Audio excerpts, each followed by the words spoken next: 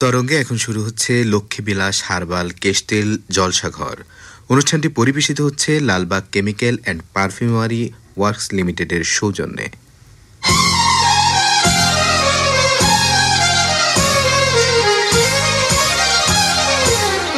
Lakshmibilas herbal কেস্টেল জলসাঘর জলসাঘর জলসাঘর।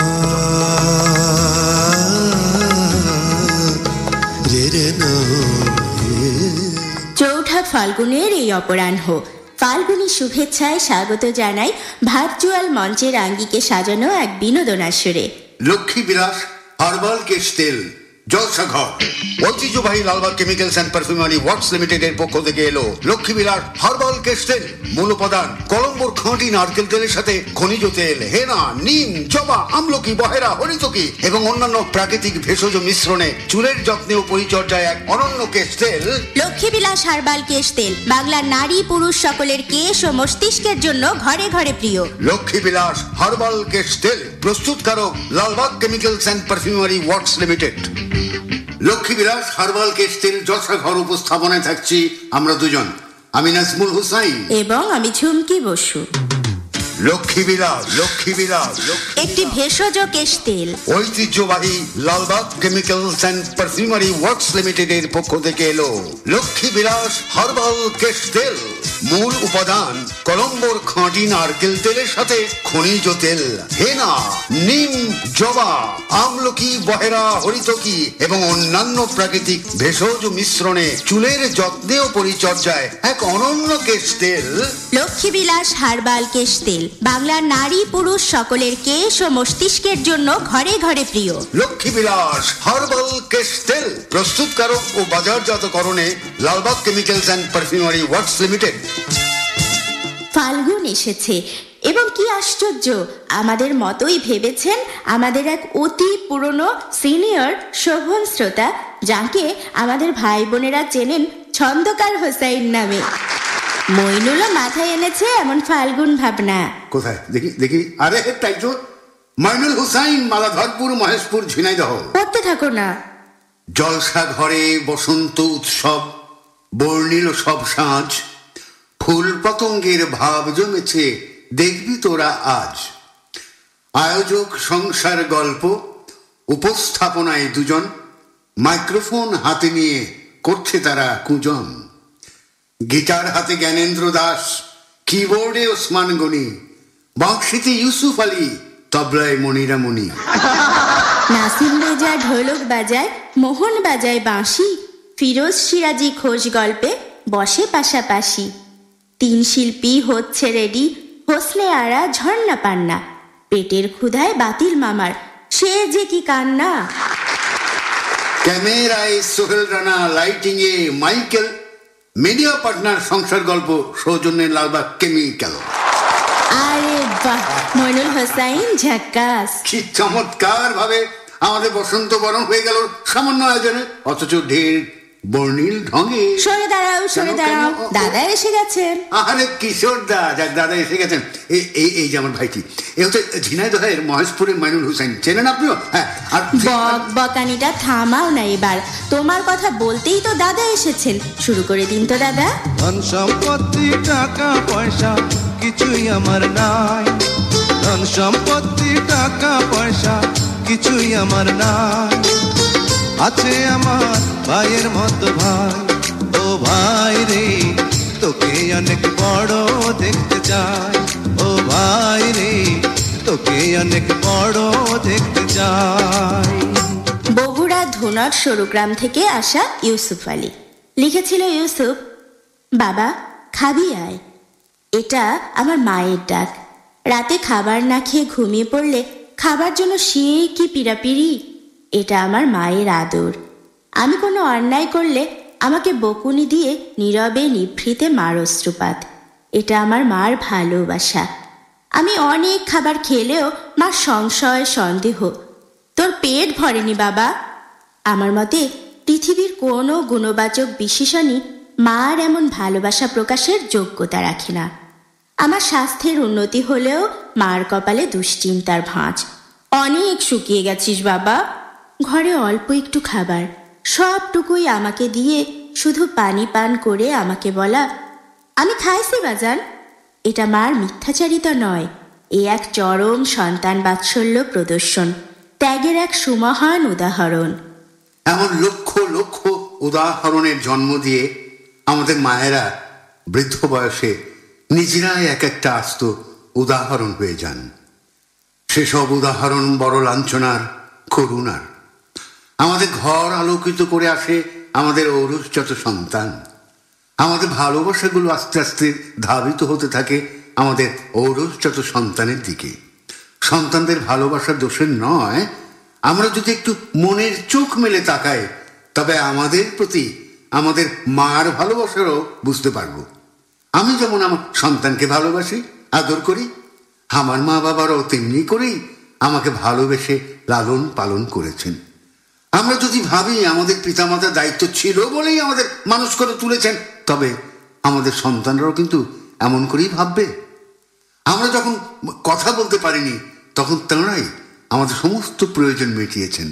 জীবনের শেষ বেলায় যদি আমরা তাদের খানিকটা প্রয়োজন মেটাই, তাদেরকে আমাদের সন্তানের মতো ভালোবাসি, নিশ্চয়ই আমাদের সন্তানরাও আমাদেরকে ভালোবাসবে। এভাবে আমরা আর কারো বোঝায় রূপান্তরিত হব না। নতুন করে আবারও ধন্যবাদ ইউসুফকে, এবং এবার মঞ্চে আহ্বান জানাচ্ছি। কাকে আহ্বান জানাবে? ওই যে দেখো, মাইক্রোফোন ছেড়ে যাননি কিশোরদা। তাই তো, ব্যাপার কি?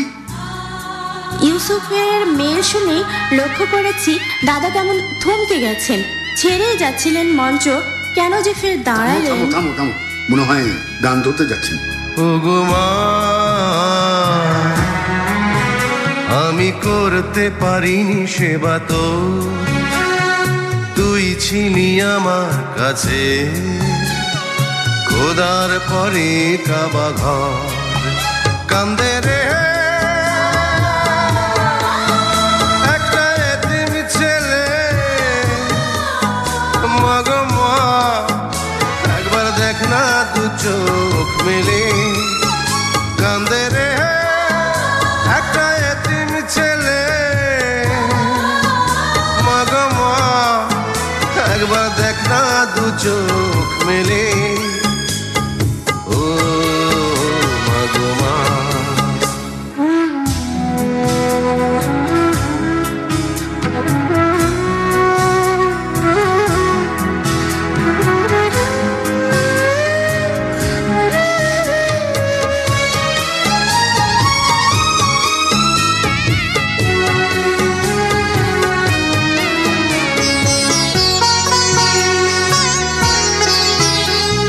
মাটিতে রাখিস নি আমায়, পিঁপড়াতে যদি কামড়ায়, মাথায় রাখিস নি তুলে, উকুনে কখনো যদি খায়।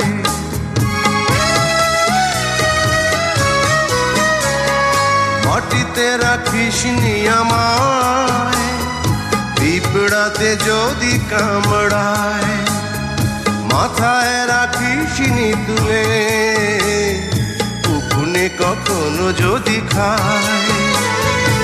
এমন করে মাগো কে ছায়া দেবে রে, কান্দে রে একটা এতিম ছেলে। মাগো মা, একবার দেখ না দু চোখ মিলে।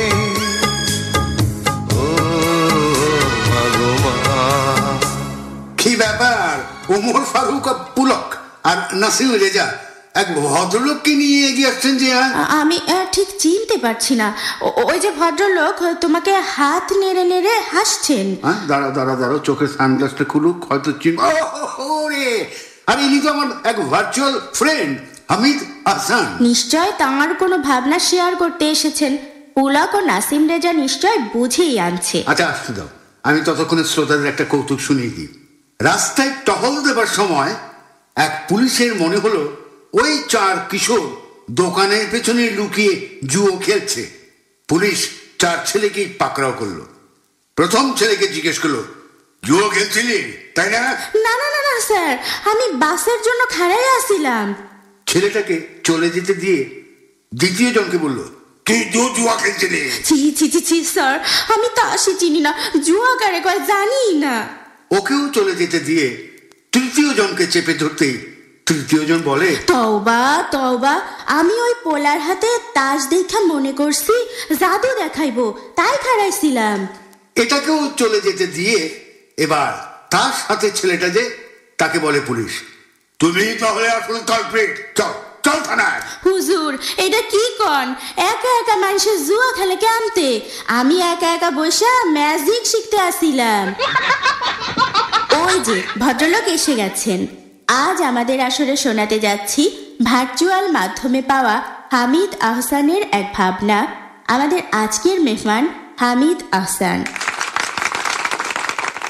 পরে সব বিপর্যয় কাটিয়ে গফুর স্বাবলম্বী হয়ে ওঠে। অভাব থাকলেও এখন তার কোনো ঋণ নেই। এমন সময় সে একটা গাই গরু কেনে। গরুটা পোয়াতি হলে গফুর ওটাকে পর্যাপ্ত ঘাস পানি খাওয়ায়। এক সময় গাই গরুটা একটা নাদুস নাদুস বাচ্চা দিল, আর গফুরকে প্রতিদিন অনেক দুধ দিতে লাগলো। গফুর যেমন ওটাকে পর্যাপ্ত খাবার দেয়, বিনিময়ে গরুটাও দুধ দিয়ে তাকে সন্তুষ্ট করে দেয়। দুধ বিক্রি করে গফুরের জীবন আরো উন্নত হয়। এ তো সাধারণ গরু না, মানুষেরা বলা বলি করে। গফুরের এই দুধের গরুর কথা ওই তল্লাটে রাষ্ট্র হয়ে গেলে প্রভাবশালীদের নজর পড়ে গরুটার উপর। গফুর মনে মনে প্রমাদ গণে। একদিন সত্যি সত্যি এক বিখ্যাত ব্যক্তি, এদের কুখ্যাত বলার নিয়ম উঠে গেছে, এক গ্রাম্য প্রভাবশালী গফুরের গরুটা ছিনিয়ে নিল। গফুর বাধা দিতে চেষ্টা করেও পারে না তাদের সাথে। এ যেন জলে বাস করে কুমিরের সাথে লড়াই। যাওয়ার সময় প্রভাবশালী বলে, এই সব গরু তোর গোড়ায় মানায় না রে গফুর। তোর এই গরু রক্ষার গুরু দায়িত্ব এখন আমার কাঁধে পড়ছে। আমি জীবন দিয়ে চেষ্টা করব এই দায়িত্ব পালন করতে, তুই খালি দোয়া করিস। গরিবের আর কত খাবে মার, এই বিচার করবে কারা? আমরা যে সর্বহারা, আমরা যে সর্বহারা, আমরা যে সর্বহারা। গরিবের আর কত খাবে মার, এ বিচার করবে কারা? আমরা যে সর্বহারা। আপনারা শুনছেন শনিবারের এক বিনোদন আসর, লক্ষ্মীবিলাস হার্বাল কেস্টেল জলসাঘর। ঐতিহ্যবাহী Lalbagh Chemicals and Perfumery works লিমিটেডের পক্ষ থেকে এলো লক্ষ্মীবিলাস হার্বাল কেস্টেল। মূল উপাদান কলম্বোর খাঁটি নারকেল তেলের সাথে খনিজ তেল, হেনা, নিম, জবা, আমলকি, বহেরা, হরিতকি এবং অন্যান্য প্রাকৃতিক ভেষজ মিশ্রণে চুলের যত্নে ও পরিচর্যায় এক অনন্য কেস্টেল।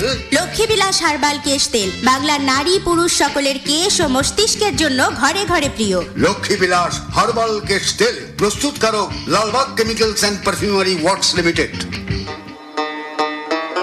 এই রে কবিতার প্রহর এসে গেল। আজ আমাদের আসরে মেহমান কবি জুয়েল মঞ্জুর, তাঁর কবিতা শিকারী। আমাদের আজকের মেহমান জুয়েল মঞ্জুর। কিছু মানুষ হঠাৎ ঘুম ভেঙে দেখে তারা আর মানুষ নেই। বৃক্ষে শাখায় এখন তারা পাখি, কেউ বক, কেউ শালিক, ঘুঘু, হরিয়া, ডাহুক, পানকৌড়ি, বালিহাঁস, হরেক রকম পাখি। তারপর পাখিরা যে যার মতো উড়ে যায় খাবারের খোঁজে। শিকারী দল তখন ওত পেতে থাকে, গুলি হাতে, ফাঁদ পেতে, খাবারে মিশিয়ে বিষ। ওদের হাতে ধরা পড়তে পড়তে পাখিদের মনে পড়ে যায় তারাও একদিন এমন শিকারী ছিল। আর এই সাথে শেষ হলো আজকের আয়োজন। শুভকামনা, ভালো থাকা হয় যেন।